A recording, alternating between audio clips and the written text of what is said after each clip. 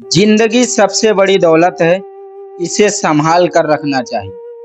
Doctor पर भरोसा होता है इसलिए अस्पताल जाना चाहिए। लेकिन जब इलाज ही सवाल बन जाए तो ऑपरेशन थिएटर से उम्मीद बल्कि मौत की खबर आए तो सवाल सिर्फ एक परिवार बन जाता है। मैं आपको एक ऐसा वाकया, एक ऐसा मामला, एक पीड़ित परिवार की अब मैं सुनाने जा रहा हूँ कि परिवार किस तरीके से और क्या है पूरा मामला।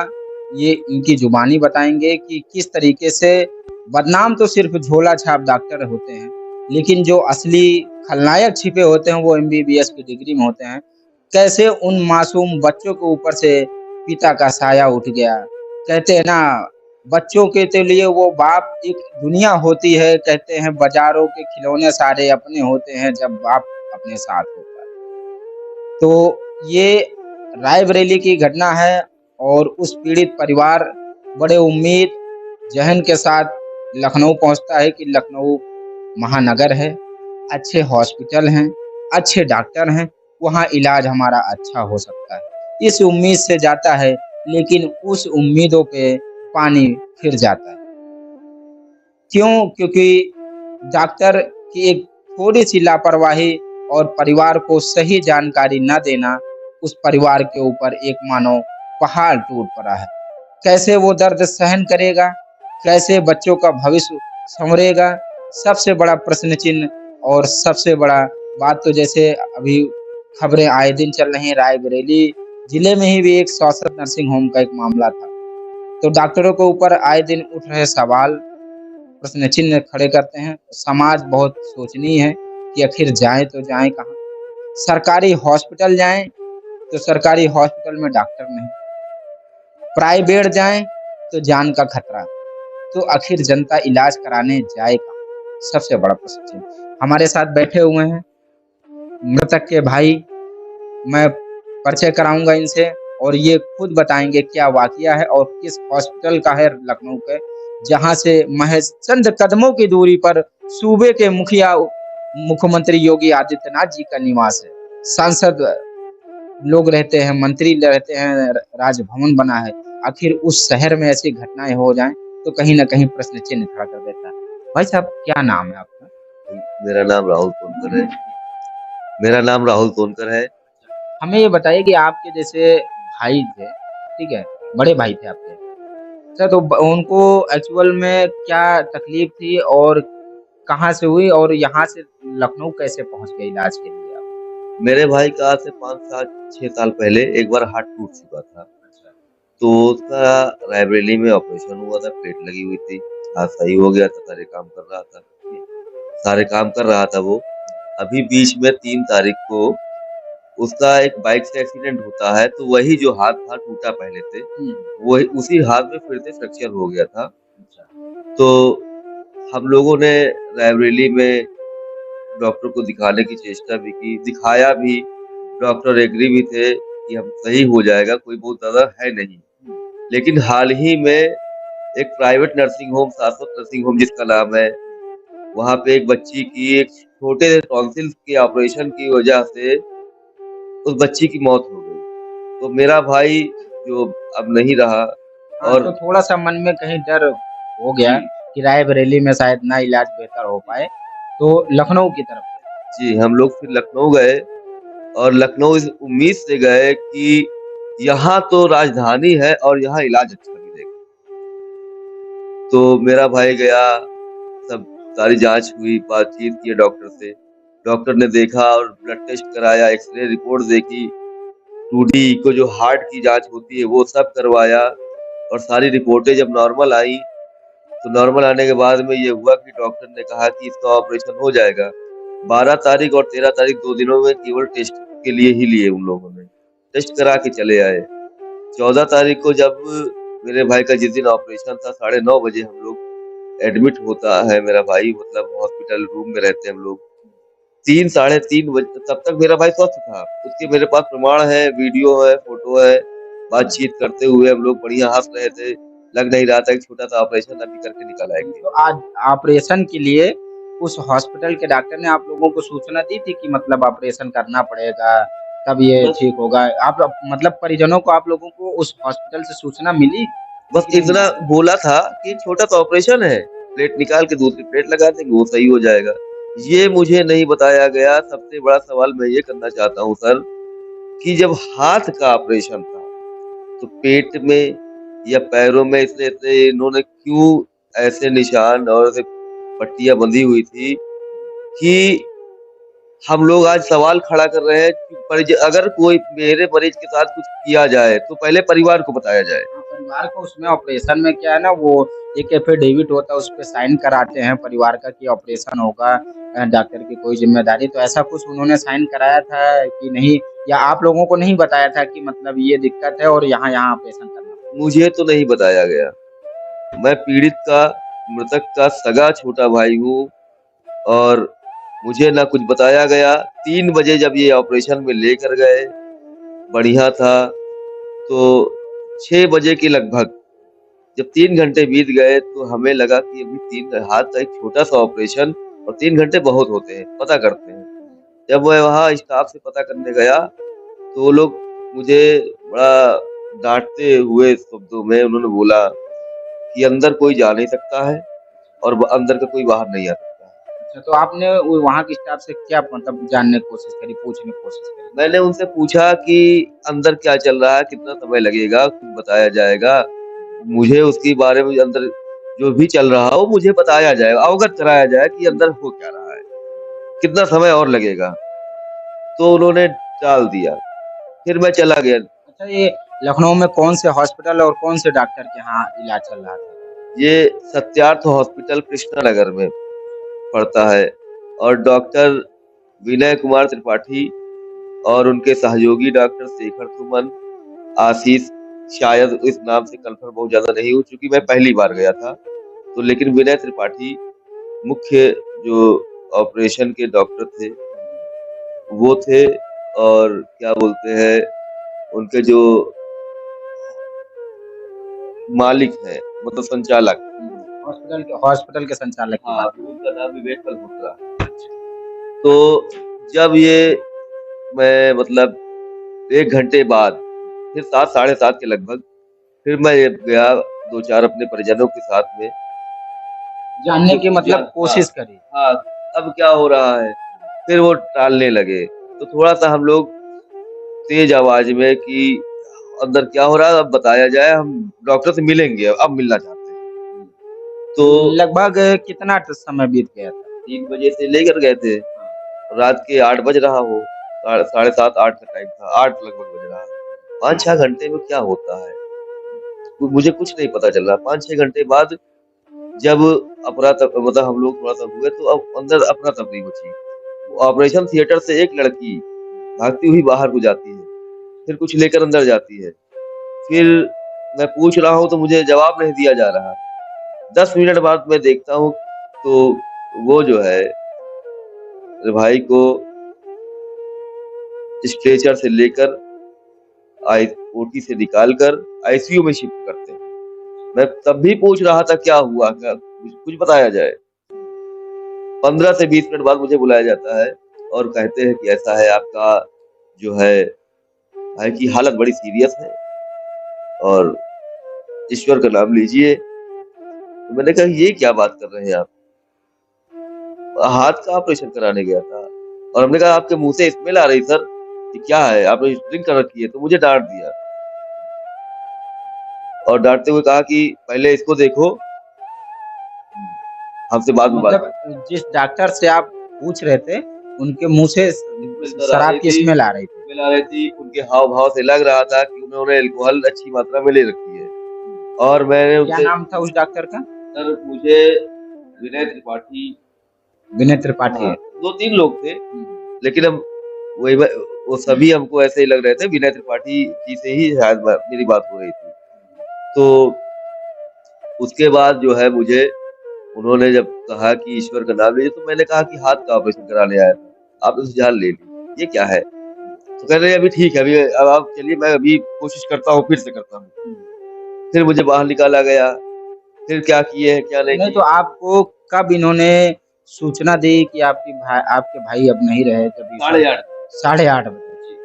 तो सुना दर्शकों आप लोगों ने कि डॉक्टर के भेष में राक्षस, राक्षस ही कहेंगे ऐसे लोगों को कि जो हॉस्पिटल में ट्रीटमेंट के दौरान अल्कोहल शराब पी रखी हो और ऑपरेशन हाथ का होना हो और ऑपरेशन हो जाए पेट के पास कहीं पैर में, तो ये कोई लॉजिक नहीं। सबसे बड़ा प्रश्न चिन्ह है। और प्रश्न चिन्ह ये है कि कहीं ना कहीं कुछ हेरा फेरी 420 का है। कुछ आर्गन्स ये तो निकाले गए हैं या बेचे गए हैं। अब ये डॉक्टर उस ऑपरेशन थिएटर का सीसीटीवी होंगे, अगर उसको रिलीज करे या उसको दिखाए, नहीं तो ये सरकार और ये प्रशासन से मांग है पीड़ित परिवार की कि जो सत्यता है वो पब्लिक के सामने लाई जाए। सबसे बड़ी सोचने की विचार है कि जहां पे चंद कदमों की दूरी पर मुख्यमंत्री, उप मुख्यमंत्री और स्वास्थ्य मंत्री ब्रजेश पाठक जी, जो कि रायबरेली वाले मामले में तो बड़ी फुर्ती दिखाई, आपके चंद कदमों से दूरी पर इतना बड़ा हादसा हो गया, आपके कानों में जू नहीं रहेंगी। हाँ, वह नेता नगरी, गरीब का दर्द नहीं समझ में आता कि उस परिवार पे क्या बीती और उस पीड़ित परिवार कैसे झेला होगा कि छोटे से मामूली सा हाथ का ऑपरेशन कंधे के पास होना था और ऑपरेशन हो गया पेट के पास, कमर के पास, कहीं पैर में। ये तो कोई लॉजिक नहीं है, 420 हेरा फेरी है। इसकी जांच की जाए और मेडिकल एसोसिएशन आईएमए और जितने समस्त डॉक्टर हैं और जितने समस्त नेता मंत्री हैं, सभी से कहता हूं कि संज्ञान में लीजिए। उस पीड़ित परिवार को न्याय चाहिए। 2 मासूम बच्चों की जिंदगी संवारना है, बिगाड़ना नहीं। आप लोगों ने तो बिगाड़ ही दिया, बच्चों के सर से बाप का साया हटा दिया।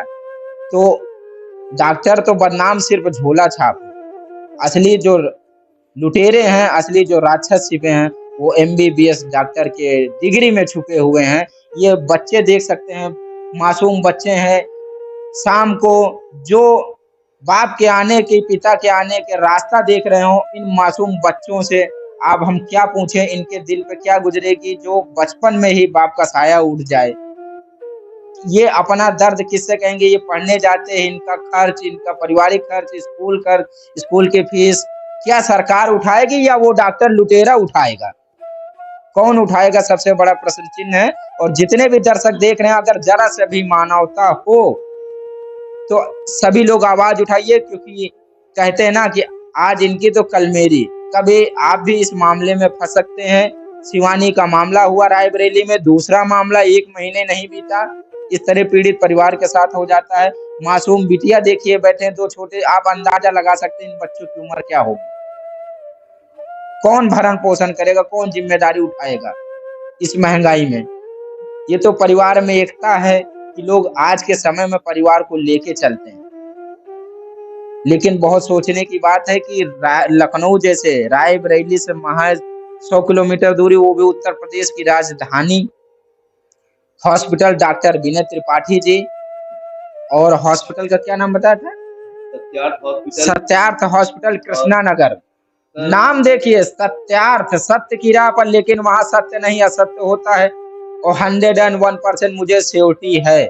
अगर डॉक्टर कहते हैं कि मैं ऐसा नहीं करता हूं, तो आप मुझे उसका प्रूफ दीजिए। उस पीड़ित परिवार को वो एविडेंस दिखाइए। मैं आपको कुछ वीडियो ब्लर करके कुछ इमेज दिखाऊंगा कि आखिर इन डिब्बों में क्या हो सकता है। ऑपरेशन हाथ का होना है, इन डिब्बों में क्या हो सकता है इतने बड़े बड़े डिब्बे में? तो कहीं ना कहीं कुछ हेरा फेरी, आर्गन की हेरा फेरी इन्होंने की है।